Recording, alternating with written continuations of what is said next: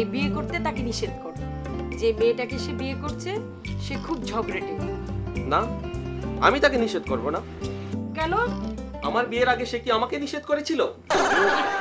কিরে, দোকান বন্ধ করে আইছস? হ্যাঁ, বন্ধ করছি। চাবিটা দে। দিলাম তো। ও, দিছস নাকি? আমি তো খেয়ালই করি নাই। আমি চাকরি ছেড়ে চলে যেতেছি। কেন চাকরি ছেড়ে চলে যাবি কেন? কি হয়েছে তোর? না, যেখানে বিশ্বাস উঠে গেছে সেইখানে আর চাকরি করা চলে না। আরে ব্যাক কর, কয় কি? হ্যাঁ, আরে বিশ্বাস উঠে গেছে কেমনে? বিশ্বাস যদি উঠে যাইতো তাইলে কি আমি এই সিন্ধুকের চাবি ডয়ারের মধ্যে রেখে আসতাম? তা আসেন, কিন্তু ওই চাবির একটা দিয়া তো সিন্ধুকের তালা খুলে না। কি?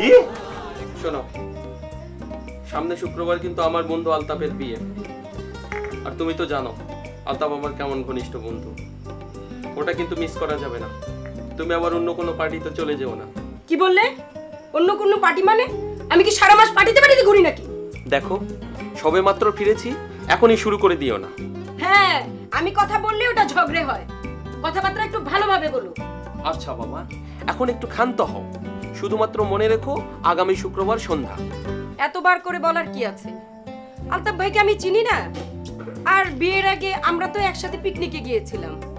তবে শোনো, পারলে এই বিয়ে করতে তাকে নিষেধ করো। যে মেয়েটাকে সে বিয়ে করছে সে খুব ঝগড়েটে। না, আমি তাকে নিষেধ করব না। কেন?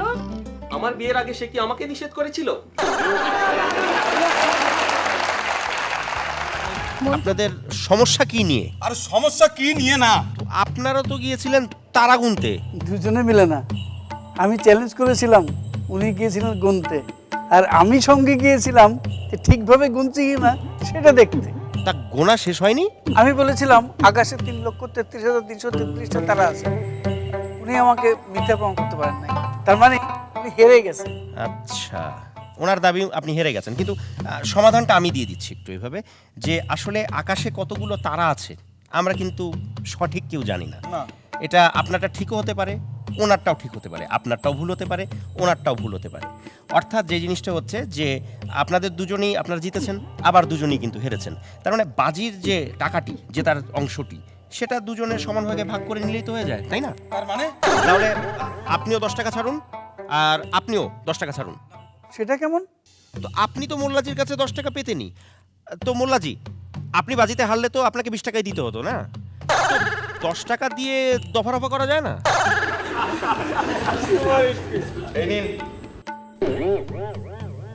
তার মানে ভাল মশাই এবার আমাকে চকমা দিল। এখানে কিন্তু কেউ কাউকে চকমা দিচ্ছেন না। ভারমশাই এবং মোল্লাজি যাই করছেন তা শুধুমাত্র আপনাদের নিছক আনন্দদানের জন্য।